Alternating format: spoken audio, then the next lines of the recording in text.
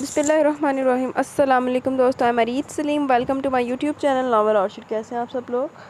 तो गाइज़, आज हमने पढ़ना है आ मोहब्बत रिटन बाय निशाल अज़ीज़ की last episode. I think so last ही होगी इंशाल्लाह। लास्ट एपिसोड रीड करने लगे हैं। तो इससे पहले अगर आपने मेरे चैनल नॉवल ऑर्शिड को सब्सक्राइब नहीं किया तो सब्सक्राइब कर लें और साथ में बेल आइकन भी प्रेस कर लें ताकि आने वाली वीडियो आपको मिलती रहे आसानी से। और बाहर खूब बारिश हो रही है, तो लेकिन आज आपको इसकी भी टेंशन लेने की ज़रूरत नहीं क्योंकि जोंग ने मुझे फ्री डाटा दिया हुआ है। तो ये बत्ती चली भी गई तो I will give you the episode on my free एमबीज़। तो आए पढ़ते हैं आ मोहब्बत रिटर्न बाय निशाल अज़ीज़ की लास्ट एपिसोड। राबे बेगम को खड़ाने के बाद वो इन्हें रूम तक छोड़ने गया। इनकी तबीयत ख़राब होने लगी थी रो रो कर। तभी स्लीपिंग पिल्स देकर शादिल कुछ देर इनके पास बैठा रहा। फिर राबे बेगम के सोने के बाद मुर्तज़ा साहब से कुछ देर बात करके वो निकला था। अब इसके कदम अपने रूम की तरफ थे। अंदर दाखिल होते सामने दिखता मंजर शादिल मुर्तज़ा को गुस्सा दिलाने के लिए काफ़ी था। वो इन्वेलप जिसने सबसे छुपाए रखा था अलिशबा के हाथ में था, जिसके कदम वार्डरोब की जानिब थे। अलिशबा, करख्त आवाज़ में से पुकारता वो तेज़ी से आगे बढ़ा। अलिशबा ने गर्दन घुमाकर इसे देखा। तुम में मैनर्स नहीं है क्या? आइंदा बिला ज़रूरत मेरी चीज़ें मत लेना। धीमे लहजे में गुस्सा करता शादिल झपटने के अंदाज में उसके हाथ से वो लेटर छीना। शादिल ने अलिशबा की साख्त आंखों का देख वो निगाह चुरा गया, जबकि अलिशबा अपने सामने खड़े इस शख्स इंसान को देखती रह गई। गम का कितना गहरा समंदर अपने अंदर छुपाए वो कैसे सबके सामने नॉर्मल रहने की कोशिश करता था। आखिर कितना साबिर था वो शख्स। अलिशबा के बराबर से होता वो वार्डरोब के पास जाने लगा, पर तभी शादिल मुर्तज़ा के कदम थमे जब अलिशबा की बेयकीन आवाज़ के कानों में सुनाई दी, खौला जिंदा है? और बावजूद कोशिश के भी इस बार शादिल मुर्तज़ा अपने आंसुओं को न रोक पाया। एक मोती टूट कर गिरा था इसकी सख्ती से मिची गई आंखों से।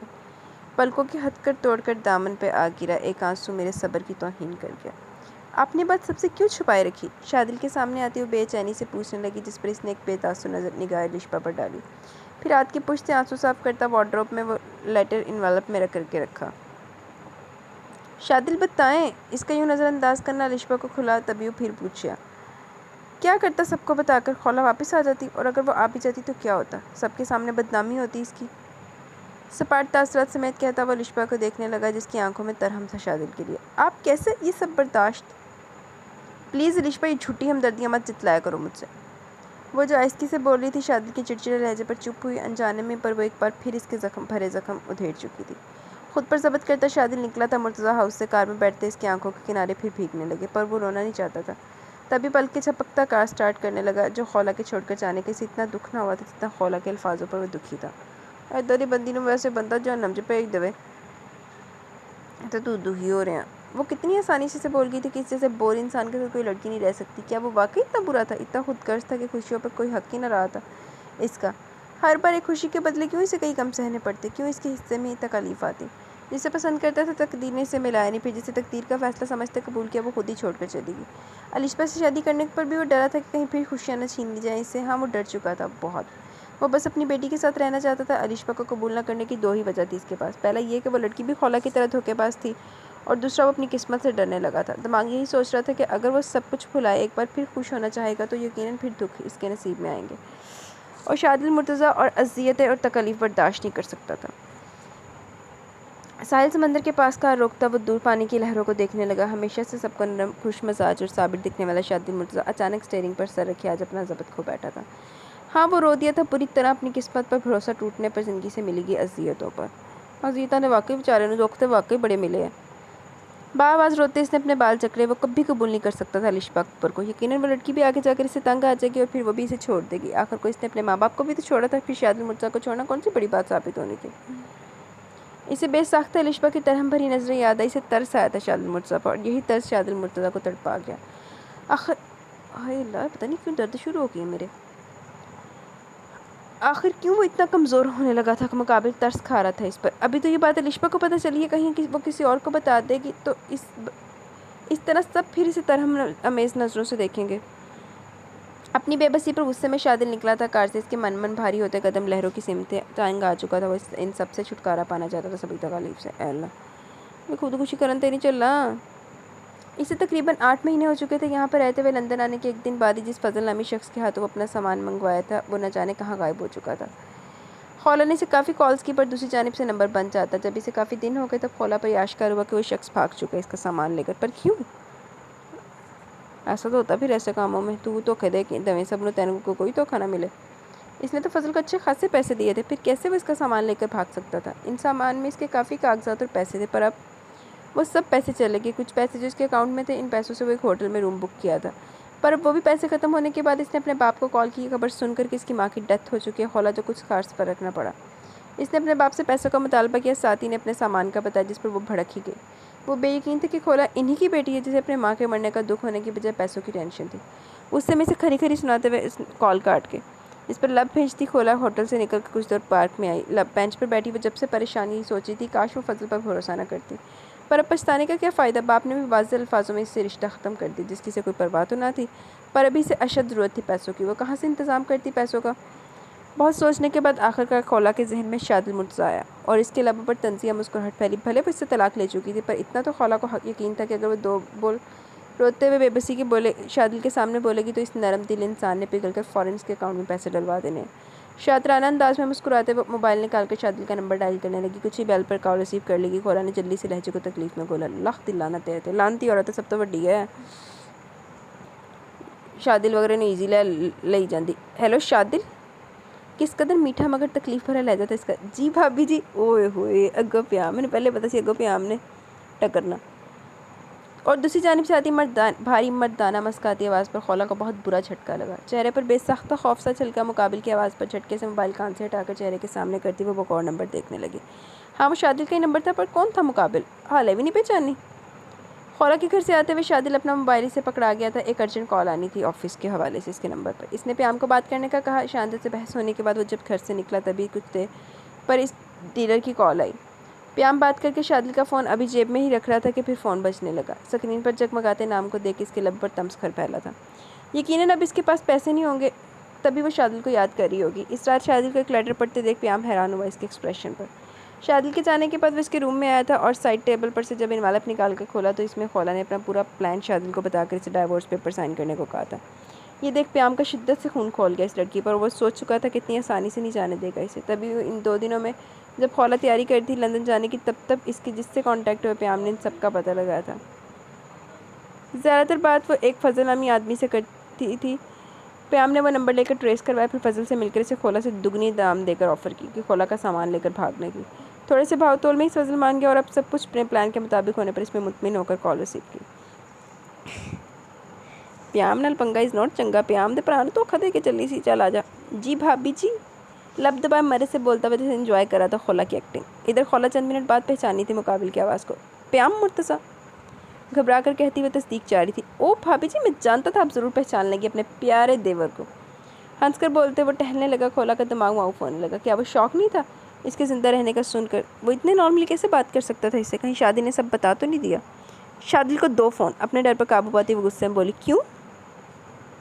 मुझे काम है इससे। प्याम के सवाल पर वो जल्दी से बोली, है रूहों को भी काम होता है क्या भला? वो भरपूर एक्टिंग कर रहा था हैरान होने की। इधर इसकी बात समझती खोला लब भेज के। जब जान ही चुकी हो कि मैं ज़िंदा हूँ तो फ़ोन क्यों नहीं देते शादिल को? ज़बत से बोलती हुई फ़ोन पर अपनी गिरफ्त सख्त करती। शादिल भाई से बात बाद में कीजिएगा, पहले मुझे ज़रा बताएं कैसे गुजरे आपके लंदन में दिन, वो भी बिना पैसों के? प्याम मुर्तज़ा की इस बात पर खोला चौंक कर आएगी। इसे कैसे मालूम था कि खोला के पास पैसे नहीं? और बेसाख्ता खोला को फजल का अचानक गायब होना याद है। लम्हों में पूरा मामला समझी थी। अक्लमंद है खोला वैसे बतेरी है। 1 मिनट, मतलब फजल को तुमने? हाँ बिल्कुल भाभी जी, आपका देवर हर काम में पंक्चुअल है। देखिए ये काम भी कितना अच्छा किया ना मैं। अपनी बात की तस्दीक पर खोला को जीप भर कर नफरत हुई प्याम से। वो क्या इंसान था? ये इंसान था भी कि नहीं? बस कैसे वो इसे बेबस कर चुका था। तेरे वगैरह काबू ही प्याम वगैरह को रहनी है। प्याम मुर्तज़ा, तुम मरो, तुम बर्बाद हो, जो नफरत है मुझे तुमसे।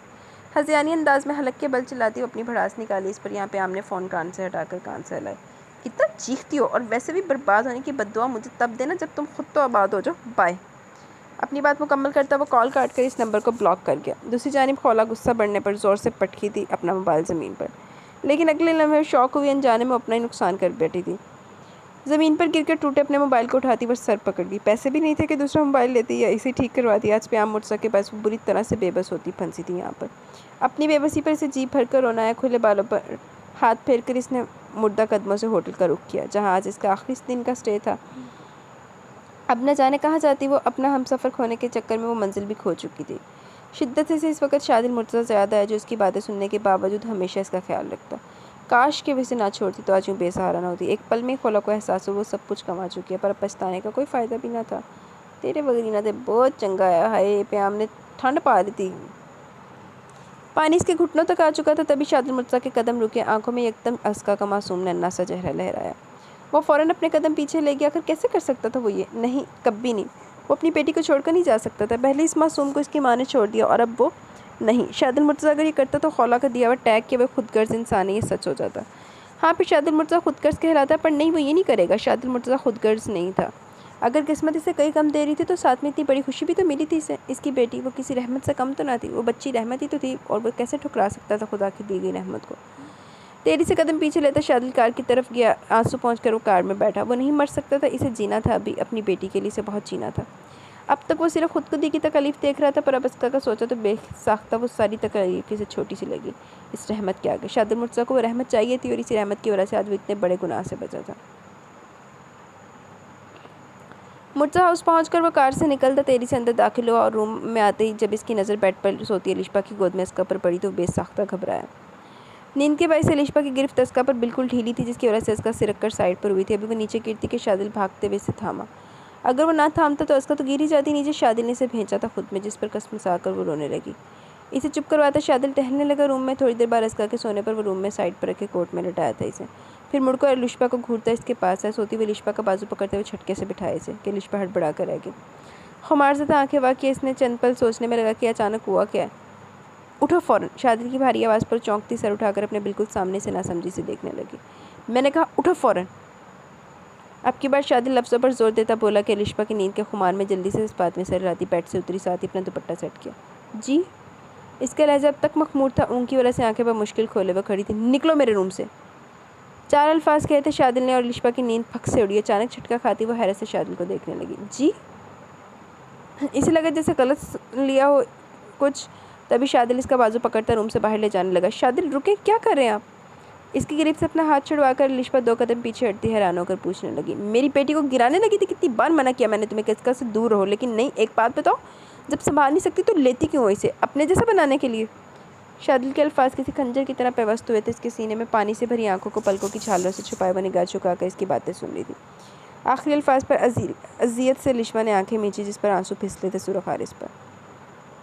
अलिशा फ़ौरन निकलो रूम से, नहीं तो मुझसे अनजाने में कुछ गलत हो जाएगा बहुत, सबत से कहता वो अलिशा को बोलकर बाहर की तरफ इशारा किया। शादिल सॉरी। लब कुचल कर आंसुओं पर काबू पाने की नाकाम कोशिश करती अलिशा भीगे लहजे में बोली। सॉरी कहने से कभी किसी को नुकसान की भरपाई हुई है क्या? और ये ड्रामा प्लीज़ गेस्ट रूम में जाकर करो, फिलहाल निकलो यहाँ से। अलिशा के आंसू पर चोट करता हुआ चिढ़कर बोला। सॉरी। इसके अल्फाज मुंह में रह गए जब शादिल अलिशा का बाजू पकड़ते इसे निकाला था रूम से। वो तो नफ़ी में सिर लाते आगे बढ़ी थी। शादिल के मुंह पर दरवाज़ा बंद करने पर घबरा कर अपने कदम पीछे किए। मुंह पर हाथ रखकर रोते हुए पलट कर एक नज़र मुड़ते हुए हर तरफ देखा, वहाँ कोई नहीं था। रोने से इसकी हिचकियाँ बंदी हित तक के एहसास से चेहरा झुकाया वो छोटे छोटे कदम उठाती गेस्ट रूम की तरफ गई। वहाँ जाकर बेड पर बैठते घुटनों में सर रखे रोने लगी। रात के दूसरे पहर घर में दाखिल होता वो सीधा सीढ़ियाँ अबूर करते हुए अपने रूम में गया। अंदर आते इसकी नज़र बेड पर गई, मगर वहाँ पर नहीं थी। प्याम ने नज़र दौड़ाई सोफे पर। दुनिया जहाँ से बेखबर करवट लिए वह सो रही थी। गेट बंद करके वो आहिस्ता कदम उठाता शांजे के पास आया। शायद इससे नाराज़गी के इजहार पर वो सोफे पर सोई थी। नफ़ी में सर लाता वो शांजे के नाजुक वजूद को अपनी बाहों में उठाया, फिर आहिस्ती से बेड पर लेटाता। प्याम इसी के बराबर में बैठा। कुछ सोचकर वो शांजे की कलाई पकड़ के देखी जो अब तक लाल हो रही थी। बेसाख्ता प्याम को अफसोस हुआ। इसकी कलाई को अपने करीब करता वो नरमी से लब रख किया इस पर, फिर शांजे पर झुकते प्याम इसे मुकम्मल अपनी गिरफ्त में लिया। क्यों करवाती हो इस तरह वाइफी? प्याम मुझसे हर्ट होता है तुम्हें हर्ट करके, आज़ुर्दगी से कहता वो आंखें मौन के। वो निकाल तो चुका था अलिशा को। हाय हाय। अलिशा को रूम से पर आधी रात तक नींद आंखों से कोसों दूर रही। इसकी आंखों से बेचैनी से करवटें बदलता आकर तंग आकर तकरीबन 4 बजे शादिल उठकर बैठ गया। लब खींचकर बेड से उठता हुआ उसका के पास गया, फिर एक नज़र से सोता देखकर शादिल के कदम गेट की तरफ हुए। अपने रूम से निकलता वो गेस्ट रूम का रुख किया। गेट बंद था। आंखें बंद की वो गहरी सांस भरते आहिस्ती से गेट खोला। बेड पर बैठने के अंदाज में लेटी वो शायद सो चुकी थी। इसे देखकर शादिल वापस अपने रूम में जाना चाहता था, पर ना चाहते हुए भी कदम इसकी तरफ उठे। खूबसूरत सुरख चेहरा, भीगे गाल, यकीनन वो रोते रोते अभी सोई थी। कुछ सोचते शादिल झुका थोड़ा सा, फिर हल्के हाथ से इसका बाजू अलिशा का बाजू हिलाए वो पुकारा था इसे। अलिशा। वो जो काफ़ी देर तक रोने के बाद अब जाकर सोई थी, करीब से आती भारी आवाज़ पर बिदक कर उठी। अपने बिल्कुल नज़दीक मुकाबिल का चेहरा देख वो सहम कर चीखने लगी, पर ऐन वक़्त पर शादिल इसके लबों पर अपना हाथ भारी हाथ रख गया। बुरी तरह घबराकर वो आंखें फैलाए शादिल मुर्तज़ा को देखने लगी और जब से खुद पर बर्फ़ का खौल चढ़ाए रखा शादिल मुर्तज़ा इन खूबसूरत आंखों के लाल डोरों को देखता रह गया। किस कदर जच रहे थे इन आंखों पर वो डोरे, जबकि मुकाबिल नाजुक जान लिशबा काम कर रहेगी इसकी बदलती नज़रों से। मम इसका भारी हाथ मुंह पर होने के बायस मुंह में आई, तभी चौंक कर शादिल हाथ हटाता पीछे हुआ। अलिशबा ने जल्दी से दुपट्टा शानों पर सेट किया। रूम में चलो, झिझक कर कहता वो एक नज़र फिर इस पर डाल गया। अलिशबा के दिल में टीस उठी। रात के आखिरी पहर वो यकीनन इसीलिए आया होगा इसे लेने, ताकि सुबह को अलिशबा को गेस्ट रूम में देख सवाल ना उठाए। नहीं जाना मुझे। शादिल चौंका अलिशबा के साफ इनकार पर। क्यों? संजीदगी से सवाल किया। मैं यहीं ठीक हूँ, हल्की आवाज़ में कहती वो रुख मोड़ गई। अलिशबा उठो, चलो फ़ौरन, तहम्मुल से कहते इसने अलिशबा का बाजू पकड़ा। मुझे नहीं जाना। इसका हाथ झटकती वो बोली। अब की बार लहजा अजली ज़िद्दी था। शादिल अब भेज कर आ गया। तो तुम नहीं उठोगी? जैसे आखिरी बार पूछ रहा था। अलिशबा खामोश रही। ठीक है फिर, कहते साथ ही शादिल ने झुककर इसके वजूद को बाजुओं में भरा। अलिशबा बौखलाई इसकी हरकत पर। शादिल छोड़ें, इसके बाजुओं पर परेशान होती हुई बोली, जबकि शादिल इसे इग्नोर करता रूम से निकला। अलिशबा सुरख हुई थी इसकी गिरफ्त मजबूत होने पर। मैंने कहा ना कि नहीं जाना मुझे। शादिल के सीने पर हाथ रखे वो तेज़ आवाज़ में बोली, जिस पर अपने रूम में से लिए दाखिल होता शादिल एक नज़र देखा था इसे। लाल भभू का चेहरा, वो नज़रें झुकाए और हंसी हुई थी। शादिल के भींजे लबों पर मुस्कुराहट अपनी छप दिखलाकर गायब हुई। अलिशबा को नरमी से बेड पर बिठाता वो रूम का गेट बंद करने के गुस्से में बेड से उठकर वो साइड पर जाकर खड़ी हुई। पलटकर बेड की तरफ आता शादिल अबरू भंचा इसके उठने पर। अलिशबा बेड पर आओ। बेड पर लेटकर कंफर्टर ओढ़ता वो इससे बोला, मुझे जाना ही यहाँ से, मैं गेस्ट रूम में सोऊंगी। दीवार से टेक लगाए मुंह बनाकर बोली। शादिल की बातें इसका दिल दुखा गई थी। अलिशबा की ये बात सुनकर शादिल गुस्से में उठा था बेड से, और अलिशबा के कुछ समझने से पहले एक बार फिर वो इसकी बाहों में उठाता बेड पर लाया, साथ ही से लिटाता खुद भी अलिशबा के साथ लेट गया। अचानक हुई कार्रवाई पर घबरा कर अलिशबा उठने लगी बेड से। इस पर पहले ही शादिल इसके गिर्द बाजू हायल कर गया। ये क्या कर रहे हैं? इसका दिल बुरी तरह धड़कने लगा। तभी शादिल की सख्त आवाज़ कानों में बढ़ी। चुपचाप सोचो, नहीं तो करने को बहुत कुछ है अभी।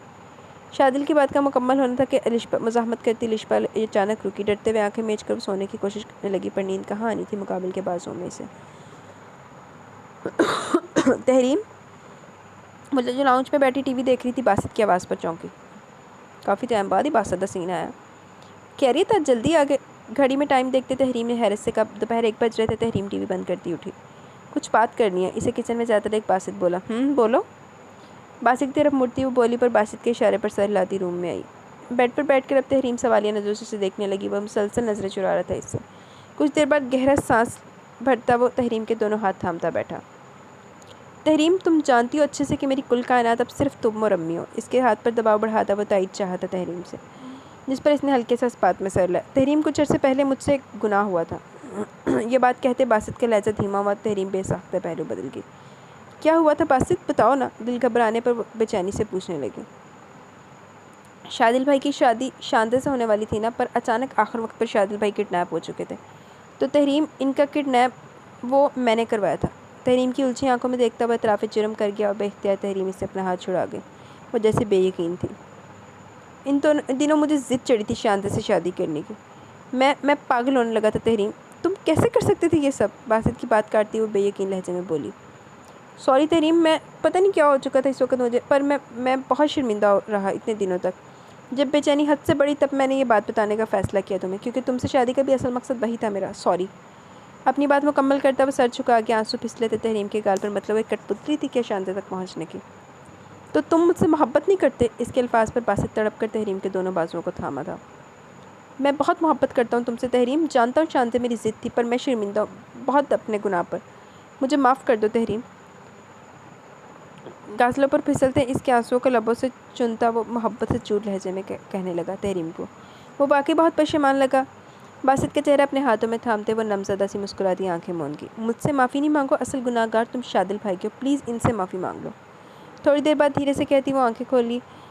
बासित बगौर इसका खूबसूरत चेहरा देख रहा था। तुम ना भी कहती तो मैं इनसे माफ़ी मांगता, पर सिर्फ इतना बता दो कि तुमने माफ़ कर दिया ना मुझे। बासित की आज से पूछने पर तहरीम ने इस बात में सर लाया, जिस पर एकदम मुस्कुराता बासित इसे गले लगा गया। Thank you Tahreem, thank you so much. मुतमिन सा होते हुए बोलकर इसके बालों पर लब रख किया। दोपहर 3 बजे अलिशबा अस्का के कपड़े चेंज कर रही थी। शादी की गैर मौजूदगी में वस्बा को अस्का को अपने साथ ही रखती। इस नन्ही सी बच्ची से बहुत लगाव हो चुका था। अभी भी इसे खिलाते हुए दूसरे कपड़े निकाल रही थी, तभी शानज़ इसके रूम में आई। आप ही, आपको पता है ये अब मम्मा बोलती है। इसे देखते लिशबा खुशी से बताने लगी। शांति बेसाख्ता मुस्कुराकर इसका को गोद में उठाने लगी। अलिशबा, क्या तुम मेरे साथ क्लिनिक चलोगी? न जाने इसकी कलाई कैसे मरोड़ी थी प्याम ने, कब तक दर्द हो रहा था इसे बुरी तरह। जब से बर्दाश्त करती वो अलिशबा को बोली। लेकिन अभी प्याम भाई ने तो कहा था कि वो ले जाएंगे।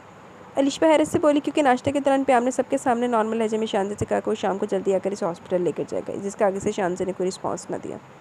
मैं खुद चली जाऊँगी, इसकी ज़रूरत नहीं है। प्याम का सोचते हुए चेहरा बिगाड़ कर बोली, पहले तकलीफ़ देता फिर मरहम लगवाना चाहता है। कुछ हुआ है क्या अभी? इसके यूँ बोलने पर अस्का को इसकी गोद से लेती है अलिशबा तशवीश से पूछने लगी। नहीं, कुछ नहीं हुआ। तुम बताओ, मेरे साथ चलोगी या नहीं, वरना तो मैं अकेली चली जाती हूँ। बात बदल कर वो संजीदा लहजे में बोली तो अलिशबा ने हामी भरने में याफियत जानी आया कि वो वाकई अकेले चली जाएगी। अस्का को चेंज करके अलिशबा इसलिए शानजे के साथ गई थी करीबी क्लिनिक। बाहर अलिशबा वेटिंग एरिया में बैठी अस्का के साथ, जबकि शानजे अंदर रूम में दाखिल हुई। सामने एक लेडी डॉक्टर बैठी थी। इन्हें क्लाई दिखाकर शानजे भी कुछ बोलती कि इनके नंबर पर कॉल आई। शानजे से एक्सक्यूज़ करती वो रूम से निकली। डॉक्टर के जाने के बाद कुछ देर बाद एक नर्स अंदर आई। आपको इंजेक्शन लगाना, डॉक्टर साहिबा ने कहा। हाथ में सिरिंज और इंजेक्शन की छोटी बोतल थामे वो नर्स सलाम के बाद शानजे से बोली, क्या? वो डरती नहीं थी इंजेक्शन लगाने से, पर हैरान ज़रूर हुई। सिर्फ कलाई में दर्द पर इंजेक्शन लगाने से? जी, डॉक्टर साहिबा ने कहा अभी इन्हें थोड़ी देर होगी आने में। नर्स के यूँ कहने पर वो उलझ कर अस्पात में सर हिला गई। तभी सिरिंज फुल करती वो नर्स शानजे के बाजू पर इंजेक्शन लगाने लगी। अभी वैसे साथ ही और डिस्क्रिप्शन बता रही थी कि शानजे का सर एकदम चकराए से चकराता देख सामने खड़ी नर्स ने जेब से फ़ोन निकाला।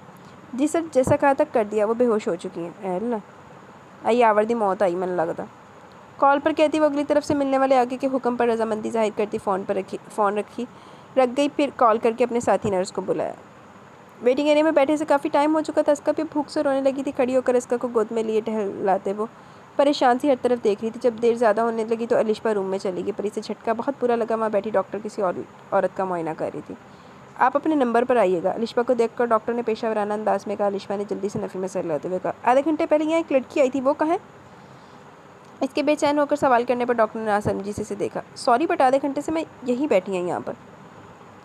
डॉक्टर की लाइल में अलिशबा के लिए थचकिया साबित हुई। घबराती वो तेरी से रूम से निकली, फिर हर तरफ शानजे को ढूंढने लगी, लेकिन शानजे होती तो मिलती इसे। थक हार कर परेशान होती वो रोने वाली हुई। अस्का का रोना भी बढ़ा, जिसकी वजह से अलिशबा ने जल्दी से फ़ोन निकाल कर प्याम का नंबर डायल किया। दोपहर को ऑफिस में शादिल फाइल्स में सर दिए बैठा था। तभी इसकी सेक्रेटरी ने आकर बताया कोई मिलना चाहता है इसे। शादी ने इजाज़त दी। कुछ ही देर बाद बासित अंदर आया था। अरे बासित, बैठो, खुश उसलूबी से कहता शादिल खड़ा हुआ। बासित को हमेशा इस शख्स का अच्छा अखलाक शर्मिंदा होने पर मजबूर कर देता। आखिर को शादिल की खुशियाँ छीनने में आधा हाथ इसका भी तो था। कहो क्या मंगवाऊँ, चाय पियोगे या कॉफ़ी? इसके बैठने पर शादिल मुस्कुराते हुए पूछने लगा। नहीं भाई, एक्चुअली कुछ बात करनी थी ज़रूरी आपसे। यूँ समझे कि जैसे कुछ मांगना चाहता हूँ। बासित के लहजे में झिझक महसूस करता शादिल चौंका। बिल्कुल कहो, क्या चाहिए? आगे होता वो टेबल पर दोनों हाथ फंसा कर बैठा। शादिल भाई, दरअसल मैं आपसे माफ़ी मांगना चाहता हूँ। मुँह पर हाथ फेरते हुए धीमे लहजे में बात का आगाज़ करने लगा। माफ़ी? पर किस लिए? शादिल हैरान हुआ। ऐसा भी क्या किया कि वो माफ़ी मांग रहा था इसे? भाई एक्चुअली बात यह है कि इसे समझना है कैसे के वजह से उलझा था अल्फाजों के चुनाव करते। खुलकर बात करो बासित, क्या बात है? इसे रिलैक्स करने के तहत शादिल नरम लहजे में बोला। भाई मैं गुनाहगार हूँ। किसके? वो उलझने लगा था बासित के ढके छुपे लफ्ज़ों पर। आपका। बासित, मैं समझ नहीं पा रहा, तुम मेरे गुनाहगार कैसे? मतलब क्या कहना चाह रहे हो? बारात वाली रात मैंने किडनैप करवाया था आपको। सीधे अल्फाजों में कहता बासित यकलख चुप होता सर झुका गया। लहजा पशेमान सा था। कुछ देर की खामोशी पर हैरान होने के बाद बासित ने सर उठाया, पर मुकाबिल शादिल के तासुरात देख इसे हैरत का झटका लगा। वो मुस्कुरा रहा था। शादिल भाई, जिस दिन तुमने प्याम से वो मुतालबा किया था, मैं इसी दिन समझ के रखा था। शुरू में मुझे अफसोस हुआ था तुम्हारी सोच पर, लेकिन जल्द में ये जान भी गया कि ये सब तकदीर के फैसले। इन सब पर हमारा तो इख्तियार नहीं होता। शान से प्याम के नसीब में लिखी थी। बहाना सिर्फ तुम निकले। और जिस बात की तुम अब माफ़ी मांग रहे हो, इस बात के लिए मैं काफ़ी पहले तुम्हें माफ़ कर चुका हूँ। शादिल की बात खत्म होने पर बासित शशतुर रह गया। मुकाबिल बैठा हुआ इंसान आखिर क्या था? आखिर खुद बासित इसकी जगह होता तो शायद इतना बड़ा दिल न रखता, पर वो जगह शख्स कितनी आसानी से बरी ज़िम्मा कर चुका था अपने चंद लफ्ज़ों से। वैसे एडा चंगा होना नहीं चाहिए शादिल साहब बंदे नूं। दुनिया ने तेन पहले नहीं जीन दिता। भाई, चेयर से उठता वो शादिल के पास आया। बासित को अपनी जाने पाता देख शादिल भी खड़ा हुआ और इसे गले लगाता थपथपाया था बासित की पुश्त। घर में क्या कम होता जो यहाँ भी चलता फिरता टीवी सीरियल लग गया। ओए होए, प्याम आ गया। भारी दिलकश आवाज़ पर वो दोनों चौंके। प्याम को सामने देखते बासित के अंदर तक कड़वाहट घुली। अरे जीजे, आज कैसे रास्ता भूल गए यहाँ का? बासित को देखकर वो फ्रैंकली बोलता बराबर में रखे सोफे पर बैठा। मैं चलता हूँ भाई। इसकी बात पर आंखें घुमाता बासित ने शादिल से कहा, साथ ही निकलने लगा वहाँ से। गुड बाय जीजे। निकलते हुए बासित तप कर घूरा था इस इंसान को जो मले से कहता। बार्तन दोनों हाथ सर के नीचे रखे इसे दिल जलाती मुस्कुराहट समेत देख रहा था।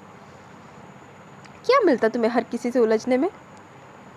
बासित के जाने के बाद शादिल तासुब से प्याम को कहकर चेयर पर बैठा। मज़ा मिलता मुझे हर किसी से उलझने में। हमेशा की तरह लापरवाह लहजा शादिल देख कर रह गया से। सुधर जाओ तुम। फाइल खोलता मुस्कुरा कर बोला।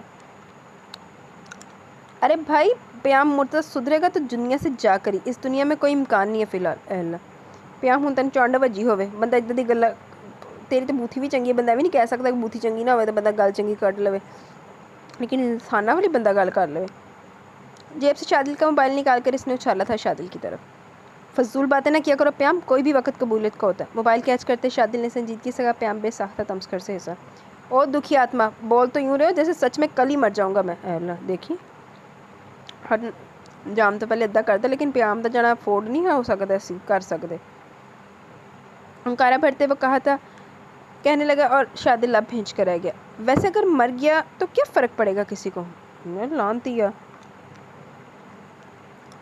शादिल के चुप रहने पर वह न जाने किस एहसास के तहत पूछने लगा। बस कर दो प्याम, हद होगी, जो मुंह में आता बोल देते हो। वो तब आता तभी आवाज़ में सख्ती घोल कर कहने लगा। अरे भाई नहीं जान छोड़ेगा प्याम मुझसे इतनी जल्दी आप लोग की, और वैसे भी किसी ने कहा है कि बुरे लोग इतनी जल्दी नहीं मरते। इसे बताते प्याम आखिर में शान से की को याद करते हुए खोए हुए लहजे में बोला, पागल हो तुम। नफ़ी में सर लाकर शादिल फाइल चेक करने लगा तभी प्याम का फ़ोन रिंग हुआ। लिशपा की कॉल देख वो थोड़ा हैरान हुआ। हेलो। कॉल रिसीव करता फ़ोन कान से लगाकर वो बोला, पर दूसरी तरफ से लिशपा ने जो बात बताई वो प्याम मुर्तज़ा के लिए किसी धचके से कम ना थी। झटके से खड़ा होता वो तेरी से ऑफिस से निकला। शादिल को अचंभा हुआ इसके यूँ भागने पर। प्याम इसे पुकारता शादिल उठकर पीछे गया, लेकिन तब तक वो जा चुका था। ढीठ लड़की, कभी तो सुन लिया करो मेरी बात। गुस्से में बड़बड़ा कर कार स्टार्ट करता वो ज़ोर से मोबाइल डैशबोर्ड पर पटका। पानी की एकदम बौछार पर हड़बड़ा कर उठी थी। दर्द से फटते सर समेत चेहरा झटक कर मुश्किल कोशिश की हर तरफ देखने की। हर जगह कुछ अजीब सी थी। एक खाली खोरा कमरा जिसमें नीम अंधेरा था। मौतर हुए हवास संभलने लगे तो इसे याद आया वो तो क्लिनिक में गई थी दवाई लेने, फिर यहाँ कैसे? पर तभी याद खुली आंखें मुकम्मल वहाँ हुई इसकी जब नज़र सामने खड़े इंसान पर पड़ी।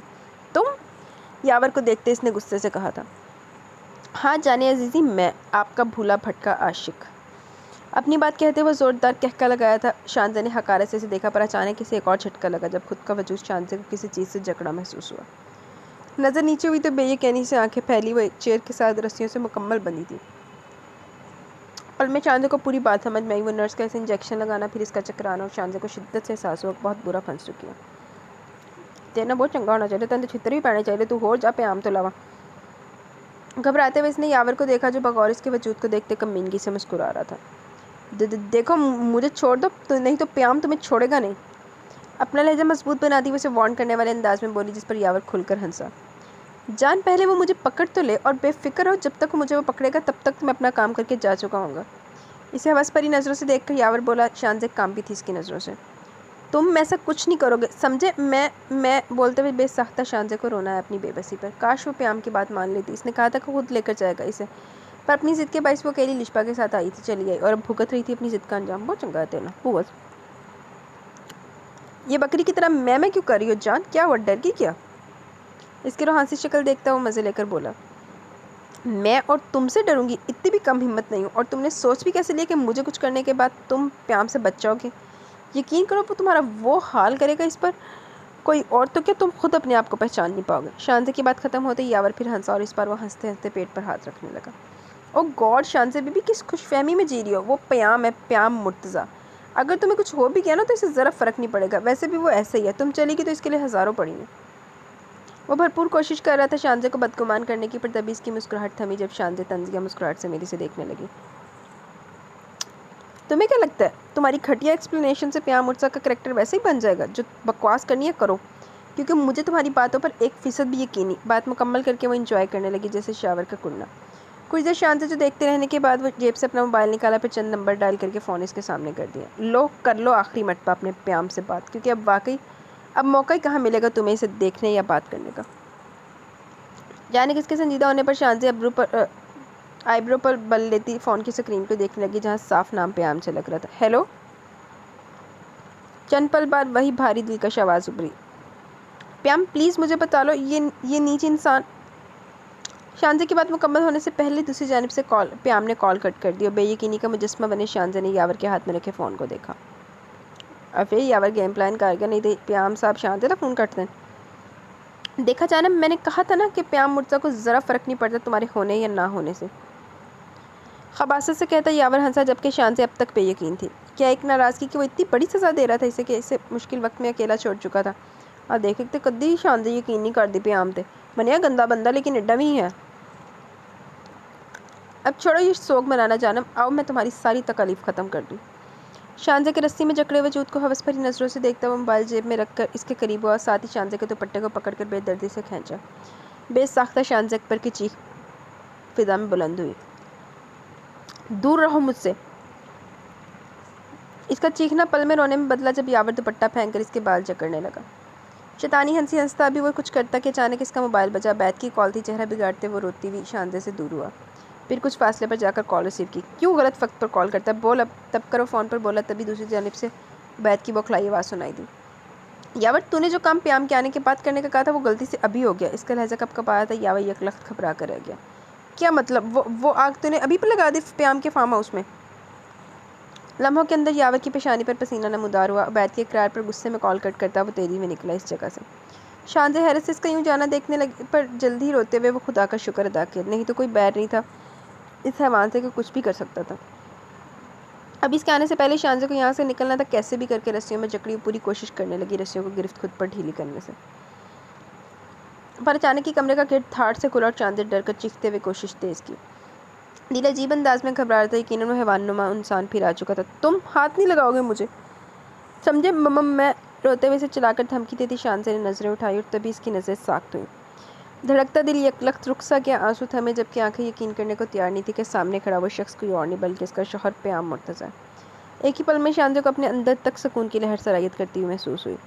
प्याम बस इसकी थी इसे पुकारते हुए, पर स्पार्टन तासरात समेत इसे देखता प्याम छुपकर तेरी से हाथ चलाता इसके गिद्ध बंधी रस्सियाँ खोलने लगा। इसे याद करने के बाद दुपट्टा उठाकर शांजा को पहना कर इसका हाथ सख्ती से पकड़ता तेरी से इसे खड़ा किए बाहर ले जाने लगा, पर शांजा आगे न बढ़ी। प्याम सॉरी, इसका बाजू पकड़ती हुई नदामत से बोली, पर प्याम जैसे कुछ सुनने के मूड में ही न था। अभी झटके से खींच कर वो ले गया। वहाँ से सारे रास्ते शांजा से मुखातिब करके माफ़ी मांगती थी, पर वो अपने कान बंद किए ड्राइव कर रहा था, जैसे इसके अलावा कार में कोई और मौजूद ही ना हो। बहुत चंगा तरह ही डिज़र्व कर दी। प्याम के जाने के बाद तशवीश में मुब्तला मुर्तज़ा हाउस आया, पर वहाँ का मंजर देख शादिल को और हैरत ने आ लिया। अलिशा सोफे पर बैठी रो रो कर अपना हाल बुरा कर चुकी थी। राबे बेगम अस्का को गोद में लिए तरहम नज़रों से अलिशा को देख रही थी, जबकि मुर्तज़ा साहब भी परेशानी में बैठे थे। ऐसे माहौल पर शादिल के सवाल करने पर जब मुर्तज़ा साहब ने शांजा के लापता होने का बताया तो शादिल को झटका लगा। तभी वहाँ जमीला बेगम और अकबर साहब आए। अम्मी, अलिशा रोते हुए आगे बढ़ी। जमीला बेगम जो शांजा के लापता होने की खबर सुनते ही अकबर साहब के साथ यहाँ परेशानी में आई थी, वो अलिशा के गले लगने लगी, पर अकबर साहब का इशारा देखते पीछे हटी। अलिशा इन दोनों को खुद को नज़रअंदाज करने पर आंसू ज़ब्त करने की कोशिश की, एक ही जगह पर खड़ी रह गई। मेरी बच्ची कहाँ चली गई? जमीला बेगम तड़प कर पूछने थी शांजा के बारे में। राबिया बेगम इन्हें रोते देखा आगे बढ़कर बिठाई थी उनको सोफे पर। पुलिस को कॉल कर देंगे डैड? शादिल जब से लब फेंचे अकबर साहब को एक नज़र देख मुर्तज़ा साहब से धीमी आवाज़ में पूछने लगा। पहले वो तो आ जाए, हर प्रॉब्लम में गायब होता है। इसे कुछ फिक्र भी है अपनी बीवी की? ये नहीं बेशरम इंसान कॉल भी रिसीव नहीं कर रहा। जब से खामोश बैठे मुर्तज़ा साहब जैसे फट पड़े थे। शादिल की अचानक प्याम का ऑफिस से भागना याद है। वो याद करते अभी वो कुछ बोलता कि रिश्पा की चीख पर वो चौंक कर रह गया। आप ही? शांजा प्याम को गेट पर देखते हुए भागते हुए गले लगी थी शांजा के। जमीला बेगम भी झिलमिलाती आंखों समेत उठी, सुकून सा मिला था इसे सही सलामत देखकर। मुर्तज़ा साहब के सवाल पर प्याम बहुत मुख्तसर लहजे में इसके हॉस्पिटल में बेहोश होने की कहानी घटता मुर्तज़ा हाउस से निकला। सभी को इसका बदला और संजीदा रवैया कुछ अजीब सा लगा, सवाए शांजा के। वो समझ चुकी थी झूठी कहानी का साफ इशारा यही था, वो किसी को कुछ ना बताया। प्याम के जाने के बाद सब शांजे में लग गए। जमीला बेगम इसे अपने साथ बिठाए हर थोड़ी देर बाद इसकी पेशानी चूमती तो कभी शुक्र करती खुदा का अपनी बेटी की सलामती पर। अकबर साहब भी इसे बार बार यही पूछते वो ठीक है या नहीं। अलिशा बेटा तुम देख तो लेती, एक मरतबा शांजा वहीं पर थी। तुम्हारी ये गलत बयानी ने किस कदर परेशान कर रखा था सबको। राबे बेगम नरम मगर तासुफ भरे लहजे में कहते दिखी थी इसे। शहरान परेशान सी अलिशा ने पहले सबको देखा फिर शांजे को। वो क्या बोलती थी तो खुद समझ में नहीं आ रहा था कि अगर शांजा वहाँ थी तो इसे क्यों ना दिखी। इसने आज तक कोई काम सही किया जो आज करती। अकबर साहब ठहरे लहजे में कहते इस पर सीधा तीर फेंके थे जैसे। सब इनकी बात को मजाक समझकर मुस्कुराए। शादिल के सिवा वो संजीदगी से अलिशा को देख रहा था, जिसके आंसू एक बार फिर जैसे छलकने को बेताब होने लगे।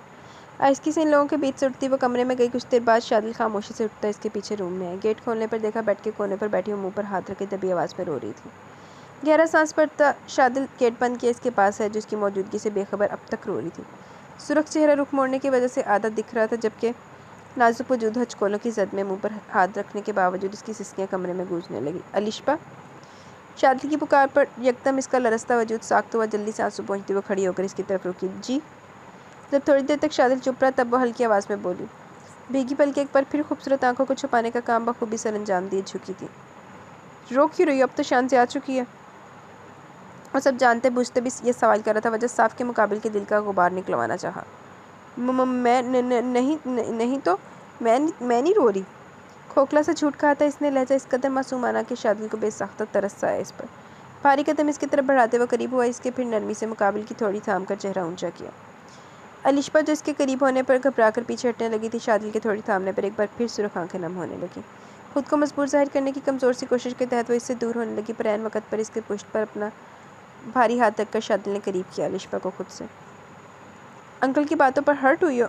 कितना नरम लहजा था इसका। ना चाहते हुए भी एक मरतबा फिर आंखें छलक पड़ी अलिशा की। लब कुचल कर नफ़ी में सर हिला के।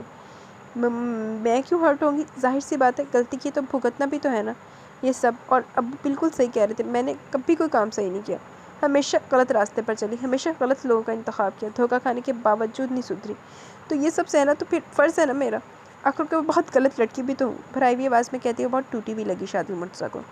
थोड़ी छोड़कर इसने नरमी से दोनों हाथ थामे अलिशा के, फिर आहिस्ता से बेड पर बिठाता खुद भी इसके सामने बैठा। लड़की तुम बहुत गलत नहीं हो, बस कुछ हालात ने तुम्हें गलत बनाया, तो कुछ तुम्हारी नादानियाँ थी। लेकिन इसका मकसद ये नहीं कि तुम बिल्कुल सही हो। हाँ, तुम्हारी गलती थी और वो गलती काफ़ी बड़ी थी, जिसकी माफ़ी अकबर अंकल शायद तुम्हें इतनी जल्दी ना दे। जाहिर सी बात है वो बाप है, और तुमने जो किया वो एक इज्जतदार बाप के लिए यकीन मरने के मुस्ताक था। मुनहायत नरमी से समझा रहा था। रोती हुई अलिशा ने जल्दी से बेचैन होकर कहा, पर शादिल मैं शर्मिंदा हूँ, बहुत शर्मिंदा। मैं अच्छे से जानती हूँ मैं गलत हूँ। माफ़ी चाहती हूँ अम्मी अब्बू से और आपसे, पर कोई भरोसा नहीं करेगा मेरी बात का।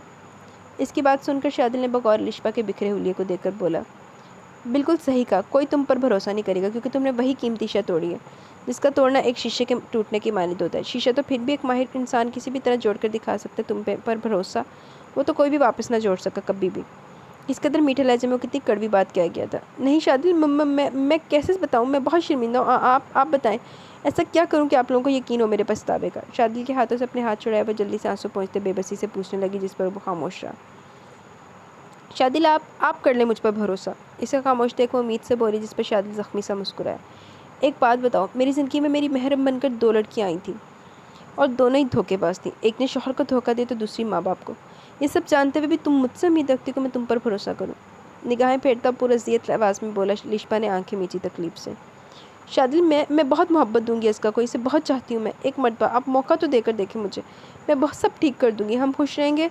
बहुत हिम्मत करके वो अल्फाज अदा करी थी, साथ ही डरते डरते शादिल के हाथ पर अपने दोनों हाथ रखे। शादिल नज़रें नीचे करता अपने हाथ पर रखे इसके सुर्ख और सफ़ेद हाथों को देखने लगा, फिर कहने लगा, मुझे इतना तो यकीन है कि अब कभी भी मुझे तुमसे मोहब्बत हो ही नहीं सकती।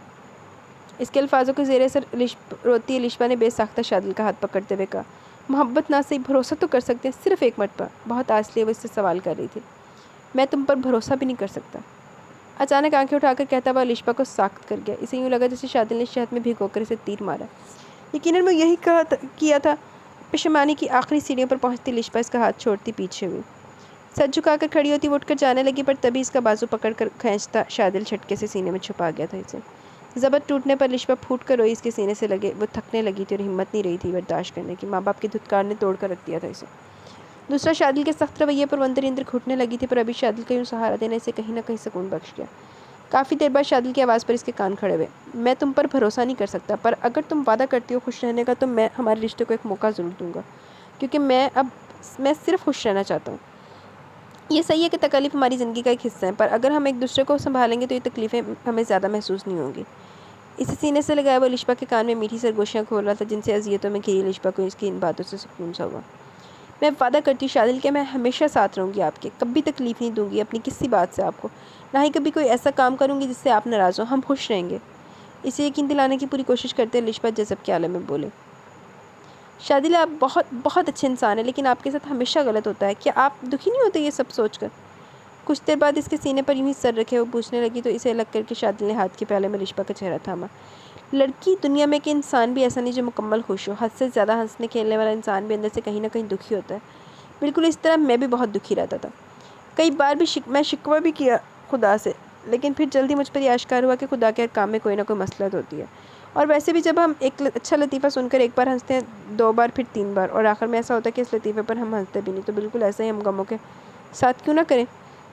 एक पूरे वाक़े को सोचकर हम क्यों बस 1, 2 या 3 बार दुखी होने के बारे से भूल नहीं जाते।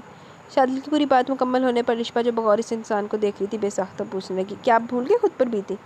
इसका सवाल था कि शादिल हल्का सा हंसा, फिर कहा, क्या हुआ था मेरे साथ? कुछ भी तो नहीं। अच्छी खासी तो ज़िंदगी है मेरी। माँ बाप, छोटा भाई, शानज़े बहन, एक नन्ही सी प्यारी बेटी, साथ ही कदर खूबसूरत मगर बेवकूफ़ सी बीवी। मुस्कुराकर शादिल की बात सुनते हुए जब आखिरी जुमला सुना तो इसका अचानक नाराज़ नज़रों से शादिल को देखा। शादिल को जिस पर कहका लगाता वो लिशबा की पेशानी पर अपने दहकते लब रखता इसे गले लगा गया। खुद से हद करती है लिशबा इसके सीने में चेहरा छुपाए पुरसुकून सी आंखें मूंद गई। चलो लिशबा दी नैया भी पार लगी। लाउंज में बैठी वो जब से खुद पर कंट्रोल करी थी, प्याम की खामोशी पर से यकीन था वो यावर को बख्शने वाला नहीं, पर अब शानजे को उसकी फिक्र होने लगी। वो जानती थी यावर जितना गिरा हुआ कुछ भी कर सकता है। शानजे को इस वक्त बस किसी भी तरह प्याम से अपने सामने चाहिए था। किसी एहसास के तहत इसका दिल बहुत घबराने लगा था। लोई को गुलामी इतना नहीं पड़ियाँ पड़ियाँ करके गया। मायदा पानी दो 1 गिलास। पता नहीं क्यों मेरा दिल अजीब हो रहा है। वो जो पहले ही ज़ब्त करके इन सब के साथ बैठी थी राबे बेगम के अचानक बोलने पर और घबराई थी। सबको बातों में मगन देखा खामोशी से उठती शान से ऊपर आई। रूम में दाखिल होते वो जल्दी से अपना फ़ोन उठाती प्याम का नंबर डायल करने लगी। दिल किसी अनहोनी के एहसास दिलाने लगा। इसका नंबर मिलाते वक्त शानजे के हाथ में कपकपाहट वाज़िया थी। बैद की कॉल पर वो जल्दी से प्याम के फार्म हाउस पर निकला था। डर था कि अगर आग ज़्यादा भड़क गई तो प्रॉब्लम इसके लिए क्रिएट हो जाएगी, और इसकी नज़र में सबसे बड़ी प्रॉब्लम यही होनी थी अगर आग पहले से लगी तो प्याम को मारने का पूरा प्लान ख़राब हो जाना था। इसका इरादा फार्म हाउस पहुंचकर पहले आग बुझाने का था, फिर वापस शानजे के पास आना। रास्ते में कार का टायर पंक्चर होने पर वो जल्दी से बैद को कॉल किया। इसके बुलाने पर बैद तकरीबन 1.5 घंटे बाद आया। बैद की कॉल फार्म हाउस पर रुकते ही यावर बिना आगे पीछे देखे अंदर दाखिल हुआ था। इसे बस किसी भी तरह आग बुझानी थी। बाहर कार में बैठा बैद एक नज़र इसे अंदर जाते देख गहरी सांस भरा। यावर का प्लान सुनकर वो शौक हुआ था कि इसका ये दोस्त किस कदर गिर चुका था बदले की आग में। और पहले इतना शर्मिंदा था अपनी गलती पर, दूसरा प्याम से बगावत का कम अज़ कम बैद सोच ही नहीं सकता था। लाख प्याम बुरा पर इसे अजीज़ बहुत था। सीट की पुश्त से टेक लगाया वो प्याम के बाहर आने का इंतजार करने लगा। साथ ही प्याम के कहे के मुताबिक वो एम्बुलेंस को कॉल कर चुका था। जानता था कुछ ही देर बाद इसका एक दोस्त कूच करने वाला दुनिया फ़ानी से। आहो यावर दा हुन जीना बांधता नहीं। अंदर आकर यावर ने हैरत के आलम में हर तरफ देखा। बैद ने तो कहा था कि आग लगी है। सब कुछ नॉर्मल देख वो बावाज़ बड़बड़ाया। लहजा हैरानी से भरा था। आग लगी थी नहीं, लगेगी। भारी आवाज़ पर बौखलाता यावर पलटा था। जैकेट की जेब में हाथ डाले मुकाबिल के वजी चेहरे पर हमेशा की तरह तंजिया मुस्कुराहट सजी थी। जहाँ तुझ जैसा हासिल होगा वहाँ आग ज़रूर लगेगी। यावर के मतवजा होने पर और बोलता प्याम जेब से लाइटर निकालने लगा।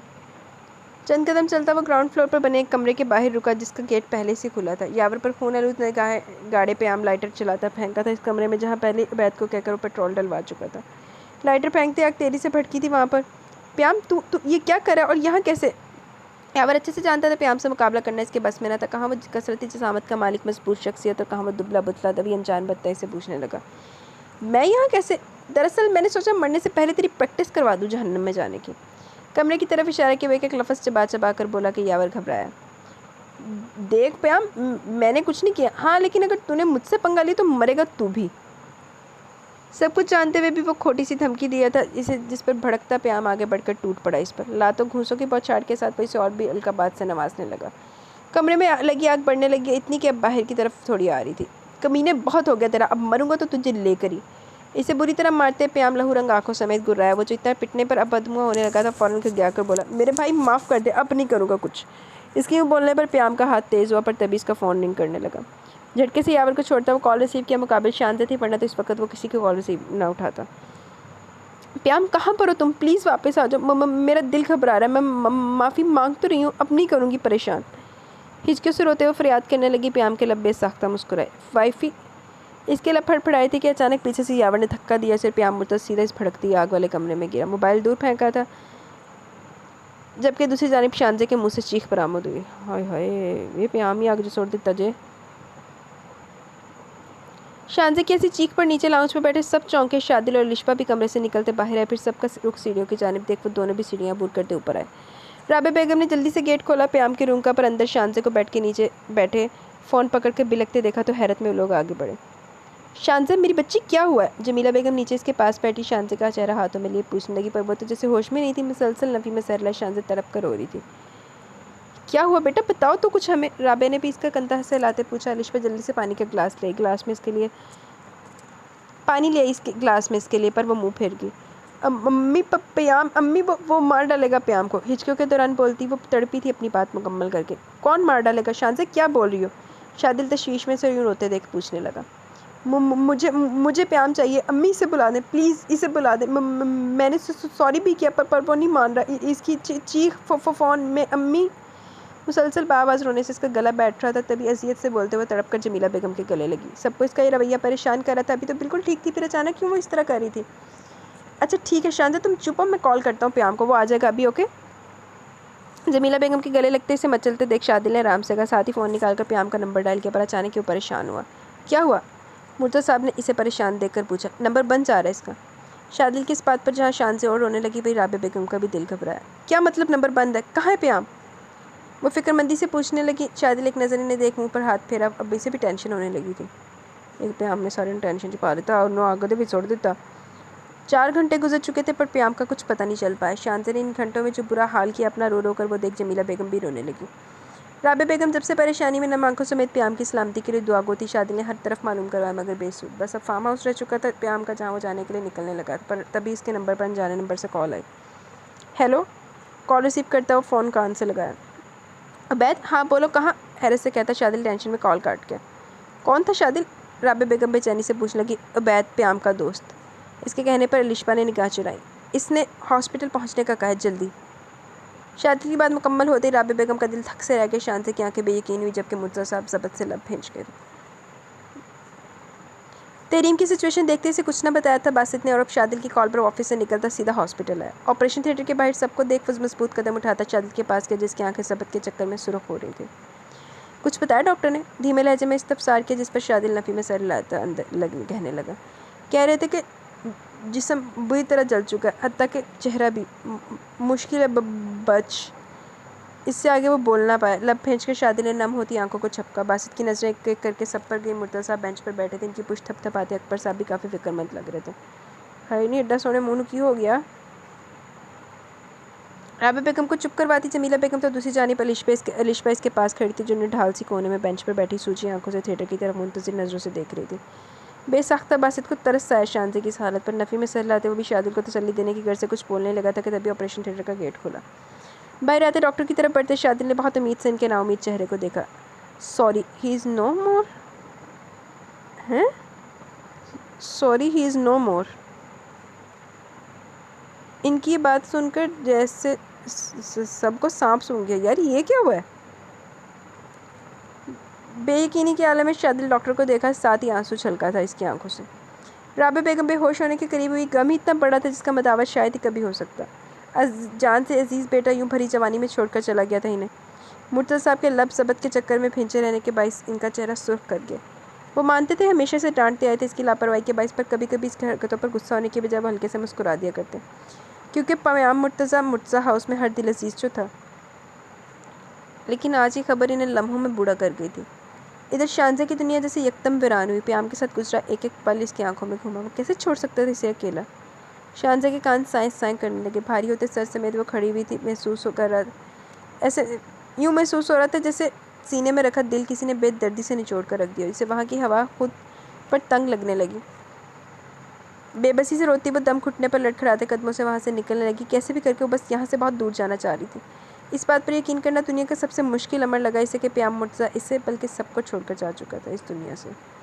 रोने के लिए आवाज़ कहीं दब सी गई, बावजूद कोशिश एक लफ्ज़ भी मुँह से ना निकल पाया। डॉक्टर इरशाद, मैं इस पेशेंट को नहीं देख सकता। पिछले 2 डॉक्टर को भी मारा इसने और मुझे भी मार रहा है। एक जूनियर डॉक्टर शादिल के सामने खड़े डॉक्टर के पास आता रोनी सूरत बनाकर बोला।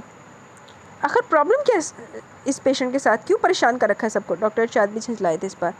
सर वो कहता है आराम से इलाज करो, ऐसे की तकलीफ़ ज़रा भी ना हो। अब सर चोट लगी है तो तकलीफ़ तो होगी, पर नहीं, ज़रा सी तकलीफ़ पर मारने लग जाता है। मैं नहीं जाऊँगा अब वहाँ, आप किसी और को भेज दें। जूनियर डॉक्टर मुँह बनाते बोलकर इन्हें देखा, जो अपने माथे पर हाथ रखे कुछ सोचते आगे गए। तभी करीबी वार्ड से बाहर आता वो शख्स चीखा जिससे तकरीबन 5 घंटों से वो सब परेशान थे। इतना बड़ा स्टाफ के मुफरत तोड़ने के लिए रखा तुम लोगों ने, कब से अंदर बैठा हूँ, किसी ढंग के डॉक्टर को भेजो। वही भारी दिलकश मानूस आवाज़ इस पर मुर्तज़ा हाउस के हर एक फ़र्द के साथ शानज़े मुर्तज़ा भी बुरी तरह चौंकी।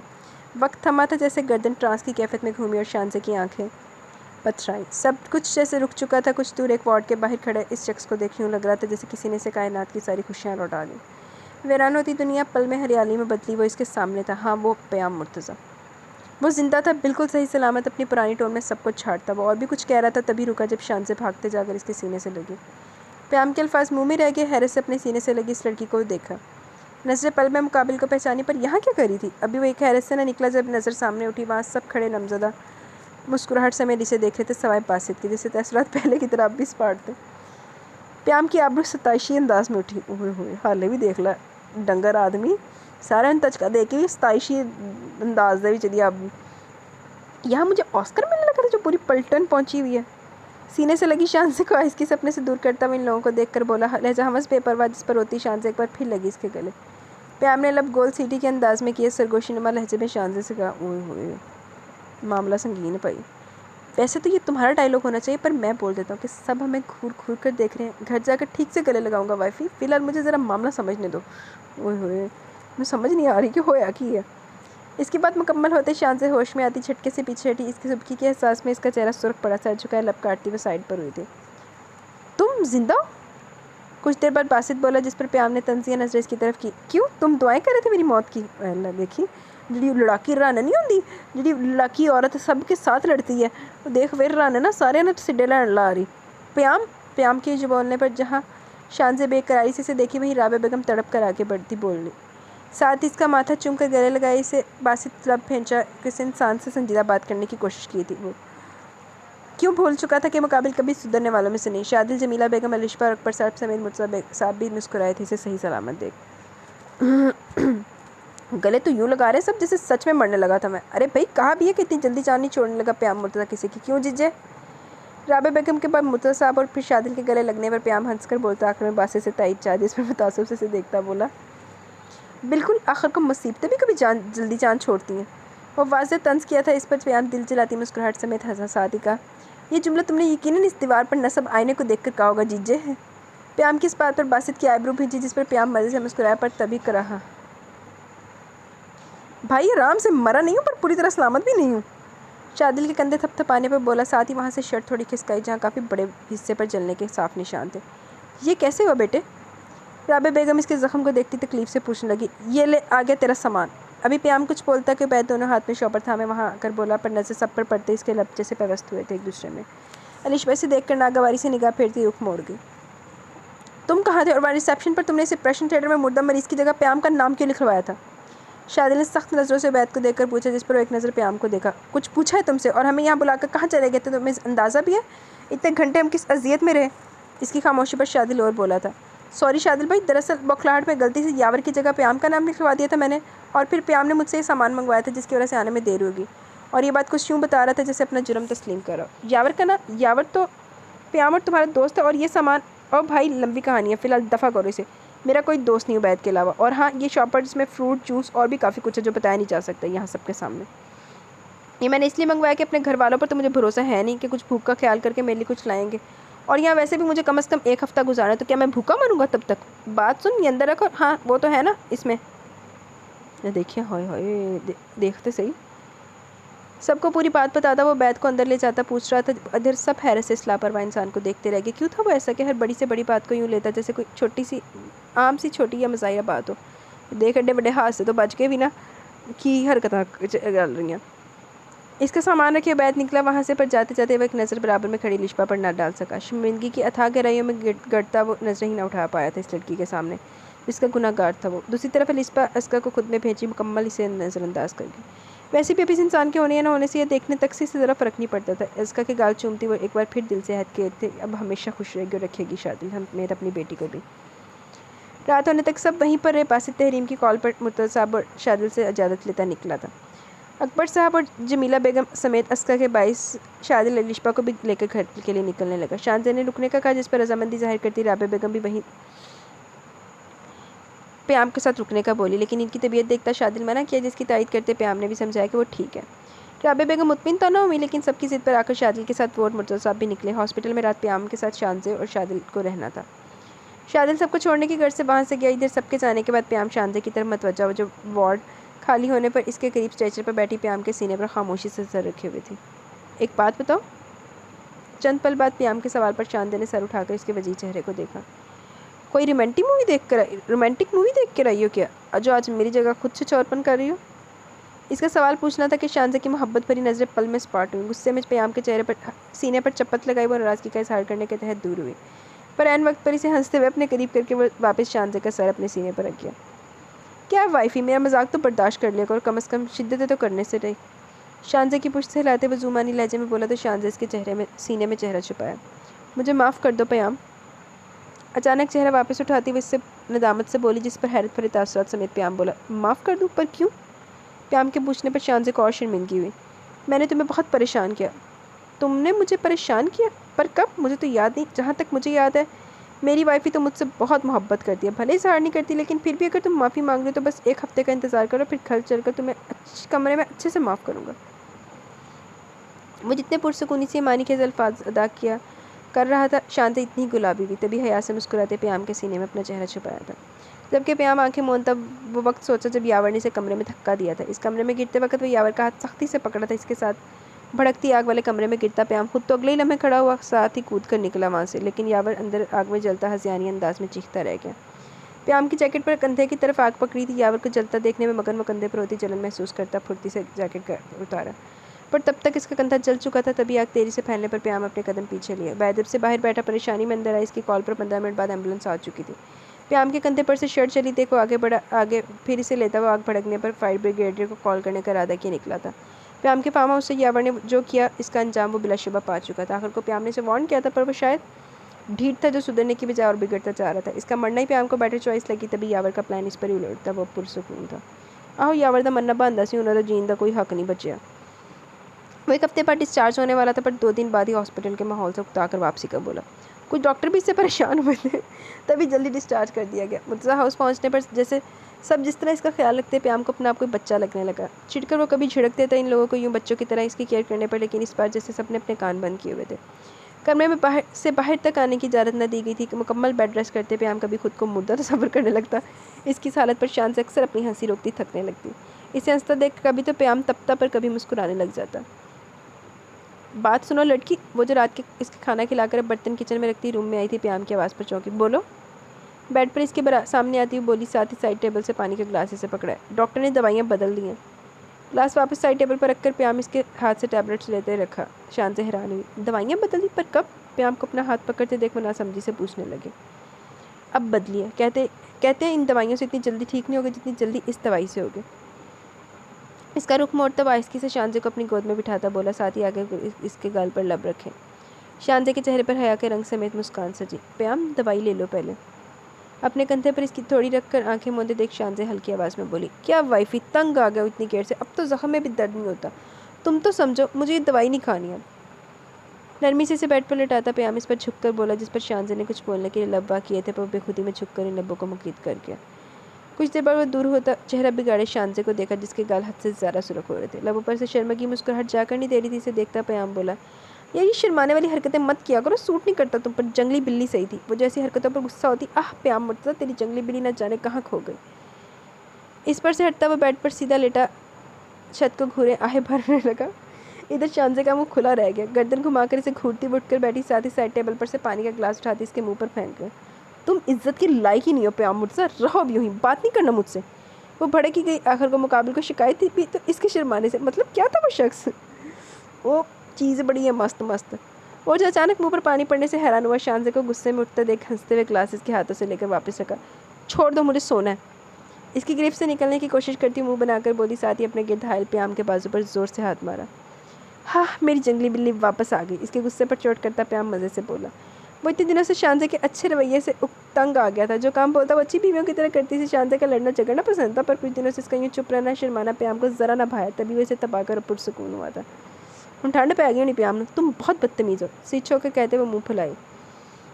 यार क्या करूँ, तुम मुझे लड़ते हुए अच्छी लगती हो। ये टिपिकल बीवियों की तरह शर्माना, हर बात माना सूट बिल्कुल नहीं करता मेरी जंगली बिल्ली पर। जिंदगी से भरपूर मुस्कुराहट समेत कहकर वो शांति की पेशानी पर मोहर सबत कर गया। 8 साल बाद, 8 years लेटर। अलिशा जल्दी करो, गेस्ट आ चुके।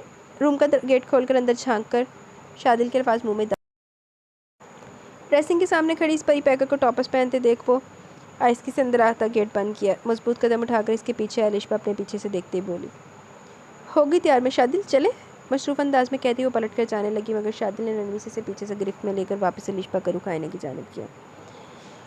घर को ये मेरे बस में होता तो आसानी अपना दिल निकाल कर रख देता तुम्हारी हथेली पर। अपने कान के करीब की गई शादिल की मीठी सरगोशी पर अलिशा सिमटी थी। खूबसूरत चेहरा खिला जबकि पलकों की झालर नीचे गिरी। क्यों मुझे खुद से किया गया वादा तोड़ने पर मजबूर करती हो? क्यों मजबूर कर देती हूँ मुझे खुद से मोहब्बत करने पर? वो जैसे ये सवाल खुद से किया और अलिशा का ये अखलाक ही था जो शादिल का दिल इसने कुछ महीनों में जीत लिया था। वो जो खुद पर संजीदगी का लबादा ओढ़े रखता अलिशा की अक्सर बेवकूफ़ाना हरकतों से हंसने पर मजबूर हो जाता। अलिशा ने अपना वादा किया वादा पूरा किया। वो इसका को माँ जैसा प्यार देती। शादी के 4 साल बाद खुदा ने इसे एक और बेटी से नवाजा, पर अलिशा को इसका से अलग ही उनसीयत थी। अपनी बेटी मुफलहा के बाद भी इसका प्यार इसका के लिए ज़रा कम ना हुआ। जैसे गम के बादलों के बाद रहमत की बरसात होती है, इसी तरह इस घर में भी तकलीफ के बाद अब खुशियों ने जगह ले ली थी। चले जाना। वो जो निगाहें झुकाए मुस्कुरा रही थी। शादिल की मोहब्बत से पूछने पर इस बात में सर हिलाया। इसका रुख नरमी से अपनी तरफ किए वो अलिशा की आंखों पर बारी बारी नहायत नरमी से लब रख कर पीछे हुआ। साथ ही इसका नाजुक हाथ अपने मजबूत हाथ में थामता रूम से निकला। आज प्याम और शांसे के बेटे उकबान की बर्थडे थी। प्याम की तरह वो भी मुर्तज़ा हाउस की जान होने के साथ साथ बकौल शांसे के इसके सर का दर्द था। 7 साल उकबान की हरकतों को देख शांसे को अक्सर वो प्याम की कॉपी लगता। हाँ, इसकी तकरीबन बातें और आदतें प्याम जैसी थी। प्याम दी गंदी औलाद, तो फिर प्याम तो वादे की गंदी औलाद होनी ना। तुम्हारा मूड क्यों ख़राब है? वो जो गुस्से से बारीक लबों को भींचे नन्हे हाथों को फोल्ड करके मुंह बनाए सामने देख रहा था। शांसे के पूछने पर आबरू भेंचे से देखा। क्या मैं हैंडसम नहीं हूँ? मुँह फुलाए पूछा गया। ये सवाल शांसे को हैरत में मुब्तला कर गया। ओए होए, 7 साल दे आंडे ने फिक्र है क्यों हैंडसम है कि नहीं है। तुम क्यूट हो। इसके चटपटे चिट्टे गाल थपथपाती वो प्यार से बोली। पर उकबान चंचला, ओ कम ऑन मॉम, मैं क्यूट नहीं हैंडसम हूँ। इसकी बात पर शांति हंसी। अच्छा भाई, तुम हैंडसम हो, खुश नहीं? अगर मैं हैंडसम हूँ तो मेरी गर्लफ्रेंड्स डैड को क्यों हैंडसम कहती हैं?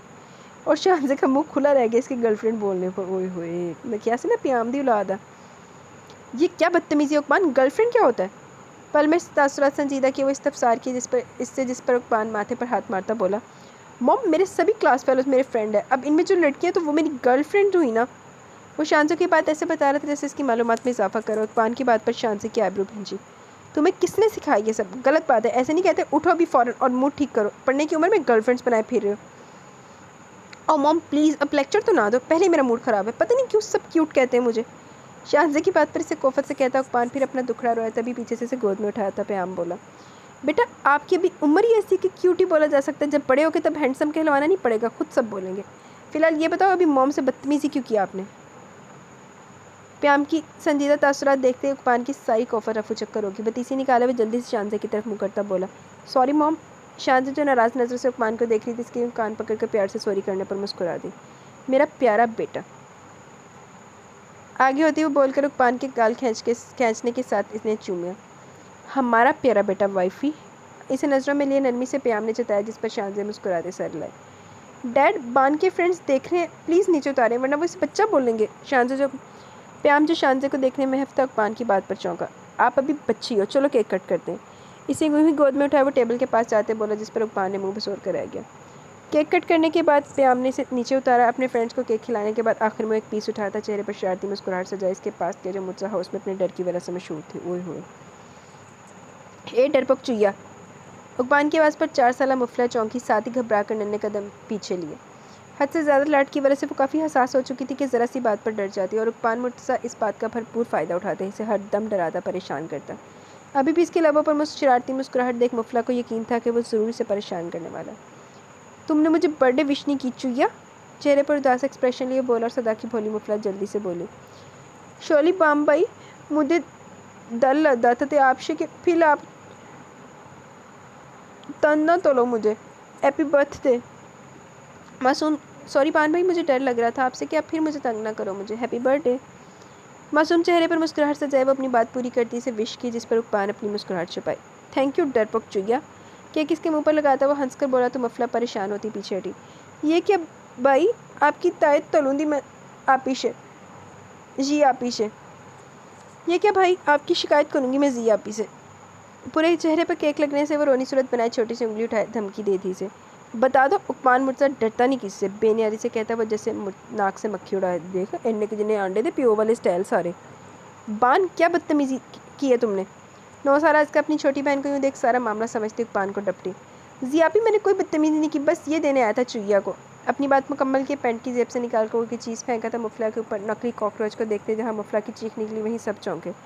इन दोनों को देख अलिशा ने जल्दी से रोती हुई मुफला को गोद में लिया। इधर शांत सर पकड़ के इकबाल को जोरों से हंसते देख, पर तभी इसका हाथ पकड़ कर कोई खींचा था इसे। वो बौखलाई पर पिल्लर के पीछे लाकर जब प्याम को देखा तो उसे लब भेज लिया।